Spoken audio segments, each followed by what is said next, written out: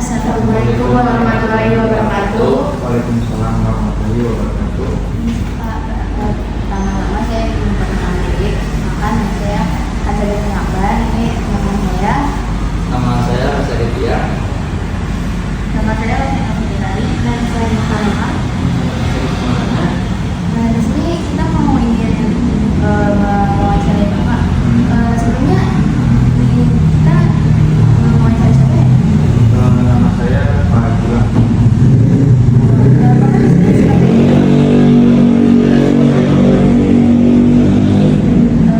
kita mulai mewawancarai.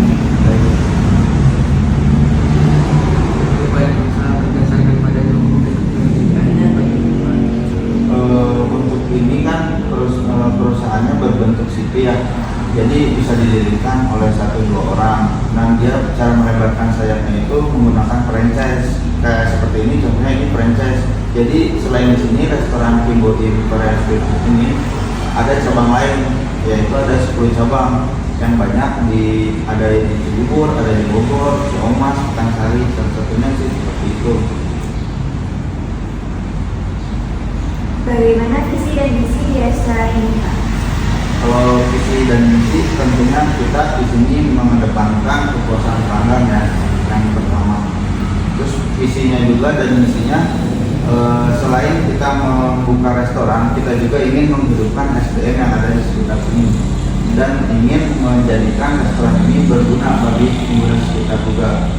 Dan di sini juga karena di sini restoran Korean tapi harganya yang murah belum ada gitu, makanya kita berdiri di sini untuk mengayomi dan melayani masyarakat yang ingin mencoba merasakan makanan Korea gitu.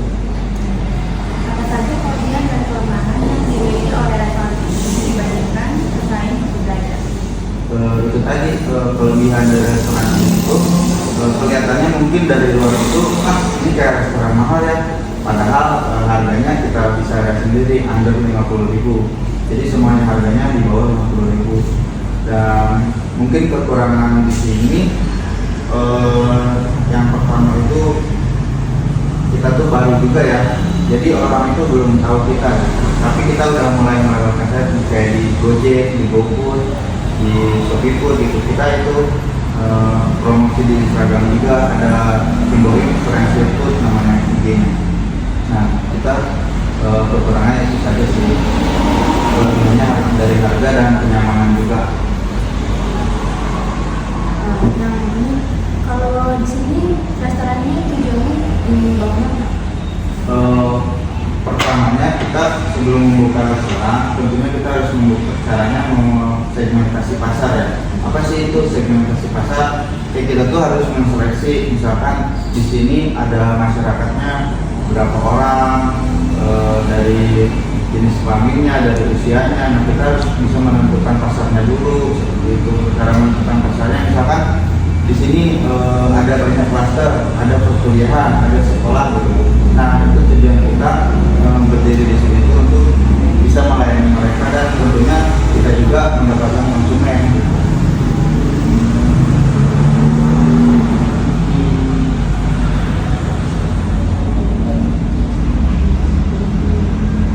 Bagaimana Bapak merencanakan menu dan persediaan bahan makanan di restoran ini? Mungkin untuk menu-menu di sini dan bahan-bahan ada yang susah dicari dan ada yang gampang dicari ya. Karena ini makanan Korea gitu ya. Dan cara penyimpanannya juga kita perlu dipertimbangkan. Misalkan menu dan persediaan ya, bahan makanan di restoran ini ya. Cara persediaan kita tentunya kita ada stok umumnya. Jadi pada saat barang keluar itu akan otomatis di list kita akan berkurang. Jika kita belanja nanti akan ada list yang masuk seperti itu. Untuk persediaan makanan tentunya kita kalau mungkin sebesar ini itu kita harus mempersediain untuk persediaan seminggu seperti itu. Demikian. Ada pertanyaan lagi? Bagaimana Bapak merencanakan dan mengorganisasikan jadwal restoran? Di sini karyawannya ada 5 dan ada yang freelance 1 orang. Nah, karena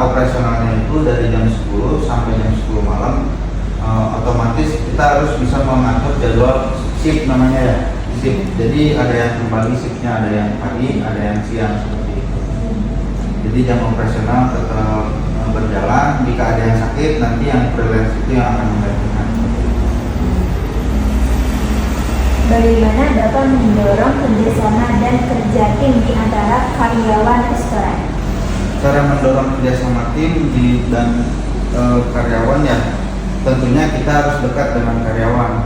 Apapun yang mereka perlukan, apa yang mereka butuhkan, kita harus bisa membantu mereka. Nah, misalkan ada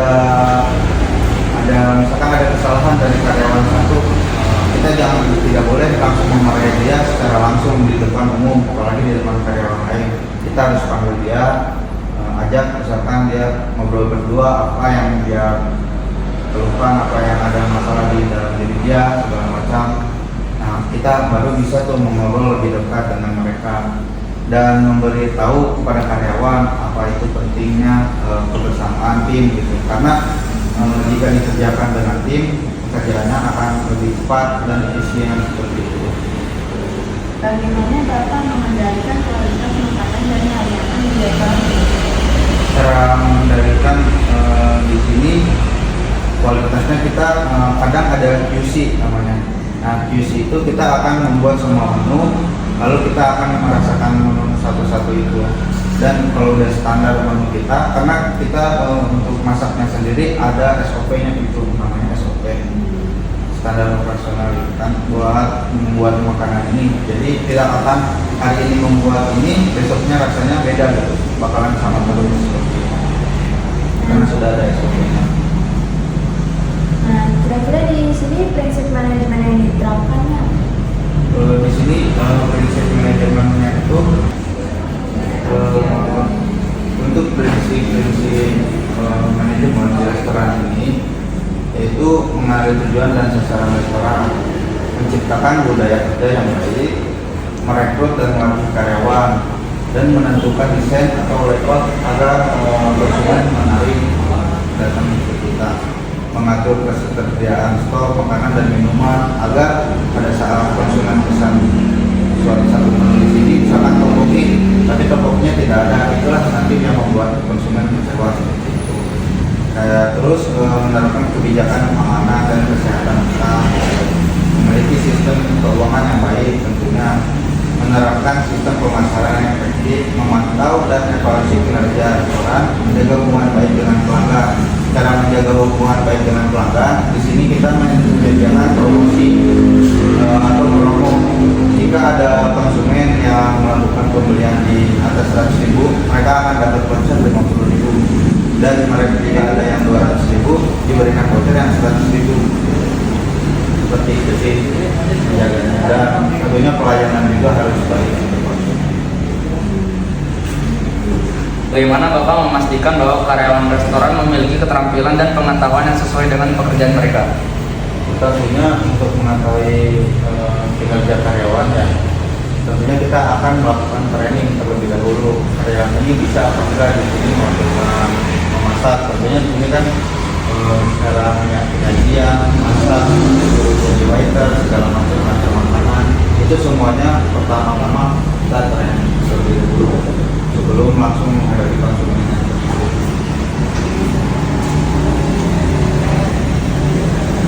Bagaimana Bapak menggunakan teknologi atau mesin dalam operasional restoran untuk meningkatkan efisiensi dan kualitas?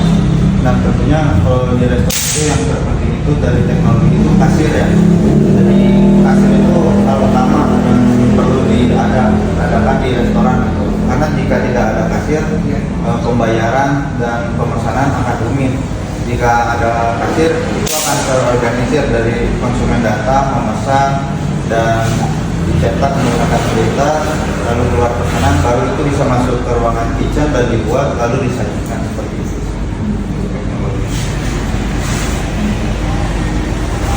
Bagaimana Bapak mengatur prosedur kerja dan proses operasional restoran untuk mencapai efisien dan konsistensi? Jadi tadi pada awalnya kita itu bukanya dari jam 2 siang sampai jam 10 malam. karena kita melihat di sini ramai di makan siang ya, jam makan siang, maka dari itu kita untuk efisiensinya kita buka lebih awal di jam 10 pagi sampai jam 10 malam. Dengan resiko kita harus memanage karyawan dengan mengatur shift-shift itu tadi seperti itu.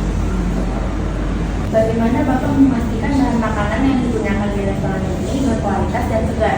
Tentunya untuk bahan-bahan di sini kualitasnya harus terjamin terjaga ya, karena kita juga memikirkan kesehatan konsumen dan tentunya konsumen juga akan menilai kita kayak kita kebersihannya segala macam. Contohnya seperti ini penempatan minuman di tempat kami. Dan ini untuk makanan-makanan yang harus di-frozenkan seperti ini.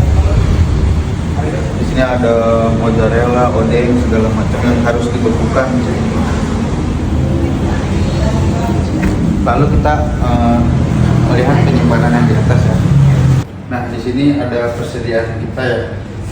Seperti tadi kita ada stok nih. Jadi di sini tersusun rapi gitu. Kalau kita membutuhkan saus tinggal ambil nanti di sistem akan dikurangi seperti itu. Nah, ini pokoknya manajemen tata letak juga di sini diperlukan ya untuk menyimpan bahan-bahan agar terjaga dengan baik. Nah, di sini ada topoki juga di sini. Jadi penyimpanan itu harus dijaga juga agar tidak terjadi misalkan ada bahan-bahan yang hilang gitu. Pada saat habis kita susah mencarinya seperti itu. Kayak gitu sih sebetulnya. Bagaimana Bapak mengukur kinerja dan keberhasilan di restoran di sini? Untuk mengukur kinerja tentunya kita harus langsung melihat terhadap omset kita ya. Itu dikatakan berhasil, kita akan mendapatkan profit seperti itu. Untuk mencapai itu tentunya tidak mudah, perlu mengasah karyawan menjadi baik gitu.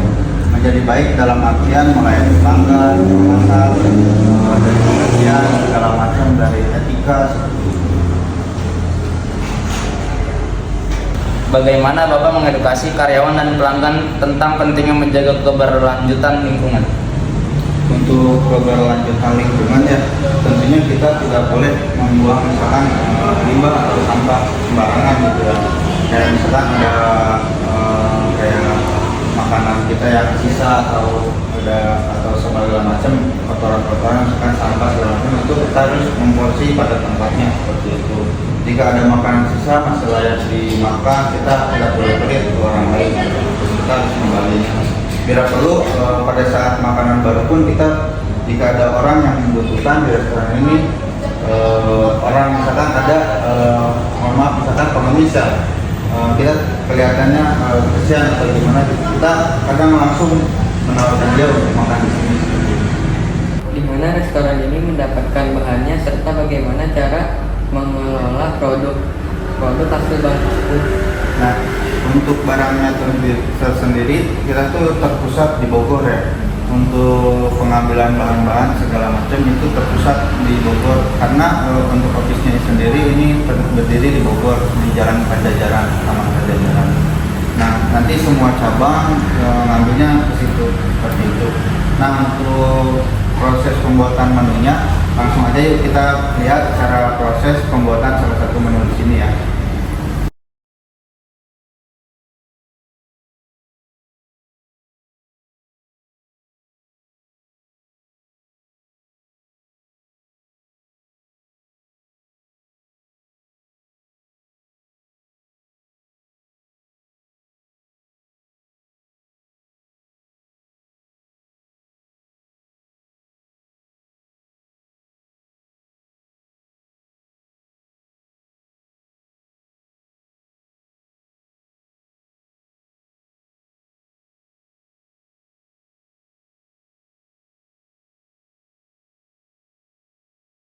Bagaimana strategi Bapak dalam berpromosi restoran ini? Nah, itu tadi untuk promosi di sini kita itu seperti banner yang di depan itu ya, ada bacaan yang menarik, potongan harga mulai dari 50.000 sampai dengan 100.000 dan plus undian. Nah, jika ada konsumen yang membeli 100.000 itu tadi, dia akan dapat voucher 50.000. Kalau dia udah punya 5 voucher, dia bisa langsung tukar ke sini seperti itu yang buat menarik. Dan tentunya kita promosi itu ada di Gojek, Shopee Food gitu, GoFood, GrabFood seperti itu. Tentunya di media sosial sih, seperti TikTok, Instagram seperti itu. Menggunakan endorsement juga, jadi ada artis juga. Bagaimana upaya Bapak menghadapi masa sulit agar restoran ini tetap berjalan? Untuk menghadapi masa sulit, sebetulnya namanya usaha itu ya ada naik ada turunnya. Yang penting kita itu konsisten dan menjaga nama baik seperti itu. Nanti pada saat masa sulit itu kita bakalan stand terus, bertahan terus seperti itu. Karena kita juga harus kreatif seperti itu dalam promosi, penjualan, pemasaran, segala macam. Jadi nggak boleh ngandelin kita menunggu konsumen, tapi kita harus menjemput konsumen seperti itu. Kurang lebih itu saja sih pertanyaannya. Makasih banyak ya Pak udah mau menjawab. Sekian dari kami. Wassalamualaikum warahmatullahi wabarakatuh.